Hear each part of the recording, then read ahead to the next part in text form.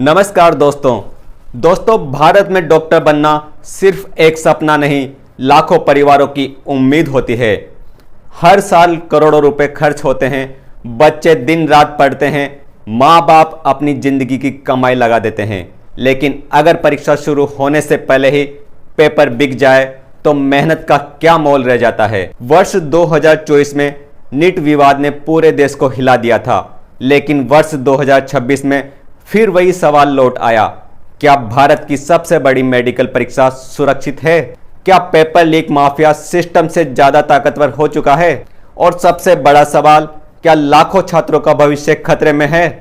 आज की इस रिपोर्ट में हम वर्ष 2024 से 2026 तक की पूरी कहानी दिखाएंगे। डेटा, सीबीआई जांच, सुप्रीम कोर्ट, एनटीए, गिरफ्तारियां और वो सब कुछ जिसे हर छात्र जानना चाहता है। दोस्तों, सबसे पहले जानते हैं कि नीट एग्जाम क्या है और क्यों यह इतना बड़ा मुद्दा है। नीट यानी national eligibility cum entrance test. दोस्तों, भारत में एमबीबीएस, बीडीएस, सरकारी मेडिकल कॉलेज और एम्स में मेडिकल एडमिशन यानी डॉक्टर बनने की पढ़ाई के लिए सब कुछ इसी परीक्षा पर निर्भर करता है। वर्ष 2024 में लगभग 24 लाख छात्रों ने नीट की परीक्षा दी थी, यानी एक परीक्षा और करोड़ों सपने।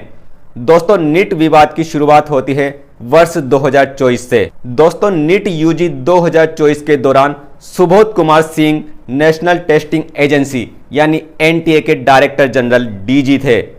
5 मई 2024 को नीट परीक्षा हुई, लेकिन असली तूफान आया 4 जून 2024 को, जब एनटीए ने अचानक रिजल्ट जारी कर दिया और फिर सोशल मीडिया पर सवाल उठने लगे। इतिहास में पहली बार नीट 2024 जैसी ऑल इंडिया की परीक्षा में हैरान कर देने वाली बात सामने आई, क्योंकि 67 छात्रों ने ऑल इंडिया रैंक 1 यानी एयर 1 प्राप्त किया था। इतनी बड़ी संख्या में छात्रों ने 720 में से 720 स्कोर किया, यानी पूरे में से पूरे अंक आए। लोग पूछने लगे, क्या पेपर आसान था? क्या कोई गड़बड़ी हुई? एक ही सेंटर से इतने टॉपर कैसे आए? दोस्तों, नीट परीक्षा की मार्किंग स्कीम के अनुसार सही उत्तर पर +4 नंबर और गलत उत्तर पर -1 नंबर दिया जाता है। इस हिसाब से 718 और 719 जैसे नंबर बनना लगभग असंभव था। फिर भी कई छात्रों के ऐसे अंक आए। जब नीट परीक्षा आयोजित करने वाली संस्था एनटीए से पूछा गया तो एनटीए ने कहा कुछ परीक्षा केंद्रों पर समय कम मिला था, इसलिए 1563 छात्रों को ग्रेस मार्क दिए गए। लेकिन सवाल उठे और उठना स्वाभाविक था, क्योंकि नियम पहले क्यों नहीं बताए गए? कौन से छात्रों को फायदा मिला? फिर परीक्षा में पारदर्शिता कहां रही? इसके बाद मामला पहुंचा सुप्रीम कोर्ट और कोर्ट ने कहा अगर 0.001% भी गलती हुई है तो जांच जरूरी है। फिर एनटीए ने ग्रेस मार्क रद्द कर दिए। कुछ सेंटर पर रीटेस्ट यानी दोबारा परीक्षा आयोजित हुई। सीबीआई जांच शुरू हुई, लेकिन पूरे देश में रीनीट एग्जाम नहीं हुआ। सुप्रीम कोर्ट ने कहा सिस्टेमेटिक लीक के पर्याप्त सबूत नहीं मिले हैं। दोस्तों, यह मुद्दा और भी गंभीर हो गया जब बिहार पुलिस और बाद में सीबीआई की जांच में कई चौंकाने वाली बातें सामने आई। इंडियन नेशनल कांग्रेस और एक अन्य रिपोर्ट के अनुसार परीक्षा से पहले प्रश्न पत्र उपलब्ध कराया गया, लाखों रुपए वसूल किए गए और सोल्वर गैंग सक्रिय थे। कुछ छात्रों को आंसर भी रटवाए गए। सीबीआई को जली हुई क्वेश्चन पेपर कॉपी भी मिली थी, जिसका सीरियल नंबर हजारीबाग के सेंटर से जुड़ा बताया गया, जैसा कि इंडियन नेशनल कांग्रेस की रिपोर्ट कहती है। नीट विवाद के बाद सबसे ज्यादा आलोचना एनटीए की हुई। लोग पूछने लगे, इतनी बड़ी परीक्षा सुरक्षित क्यों नहीं है? रिजल्ट जल्दी क्यों जारी हुआ? ट्रांसपेरेंसी क्यों नहीं थी? फिर सरकार द्वारा एनटीए के डीजी बदले गए। जून 2024 में नीट और यूजीसी नेट विवाद के बाद डीजी सुबोध कुमार सिंह को पद से हटाया गया था और उनकी जगह प्रदीप सिंह करोला को नियुक्त किया गया।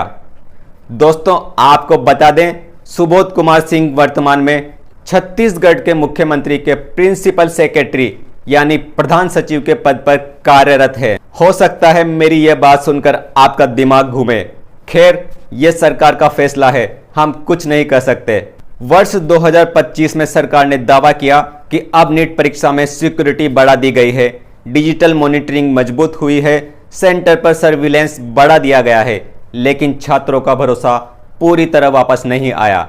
सोशल मीडिया पर हर परीक्षा के दौरान लीक की अफवाहें फैलती रही। और अब आते हैं नीट परीक्षा वर्ष 2026 पर। फिर वही नीट पेपर लीक। 2026 में फिर नीट परीक्षा विवादों में आ गई।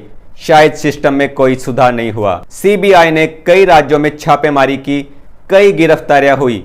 नीट 2026 पेपर लीक के कनेक्शन महाराष्ट्र के पुणे और लातूर से बताए गए हैं। महाराष्ट्र के लातूर और पुणे से कई आरोपियों को पकड़ा गया। सीबीआई ने कोचिंग ओनर, लेक्चरर्स और अलाइड सोल्वर को गिरफ्तार किया। 22 मई 2026 को सीबीआई ने पुणे की एक महिला लेक्चर को भी गिरफ्तार किया। उन पर फिजिक्स पेपर लीक से जुड़े होने का आरोप है। द टाइम्स ऑफ इंडिया की रिपोर्ट के अनुसार कम से कम 45 लोगों का नेटवर्क, कई राज्यों में कनेक्शन और कोचिंग इंस्टीट्यूट की भूमिका जांच के दायरे में आई। एनटीए ने कहा, पेपर लीक एनटीए सिस्टम से नहीं हुआ। पार्लियामेंट्री पैनल में डीजी ने दावा किया कि जांच जारी है और एजेंसी कोऑपरेट कर रही है। लेकिन जनता का सवाल अभी भी वही है, अगर लीक सिस्टम से नहीं हुआ तो फिर कहां से हुआ है। दोस्तों, नीट 2026 पेपर लीक के कारण कई शहरों में विरोध प्रदर्शन हुए।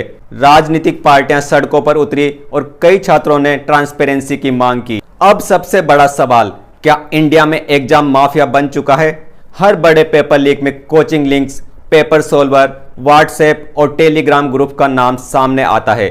अगर यह आरोप सही है तो यह सिर्फ चीटिंग नहीं बल्कि करोड़ों छात्रों के भविष्य पर हमला है। कल्पना कीजिए, अगर एक छात्र 2 साल तक तैयारी करता है, सोशल लाइफ छोड़ देता है, परिवार पैसा खर्च करता है और फिर उसे पता चलता है शायद किसी ने पेपर खरीद लिया था। इसका असर सिर्फ मार्क्स पर नहीं पड़ता बल्कि बच्चे की मानसिक स्थिति, आत्मविश्वास और बच्चे के भविष्य सब पर पड़ता है। दोस्तों, इस बार वर्ष 2026 में नीट पेपर लीक पूरी तरह साबित हुआ और कई आरोपी सामने आए। लेकिन इस बार 2026 में रीनीट यानी नीट परीक्षा दोबारा कराने का निर्णय लिया गया है। वर्ष 2024 से 2026 तक एक बात बार बार सामने आई, भारत की परीक्षा प्रणाली पर भरोसा कमजोर हुआ है। जब मेहनती छात्र सिस्टम पर शक करने लगे तो यह सिर्फ एजुकेशन क्राइसिस नहीं बल्कि देश के भविष्य का संकट बन जाता है।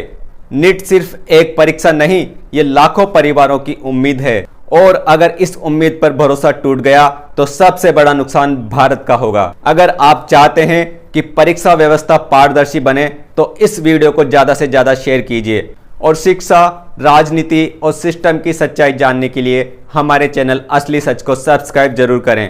तो मिलते हैं एक और नए वीडियो के साथ, तब तक के लिए नमस्कार।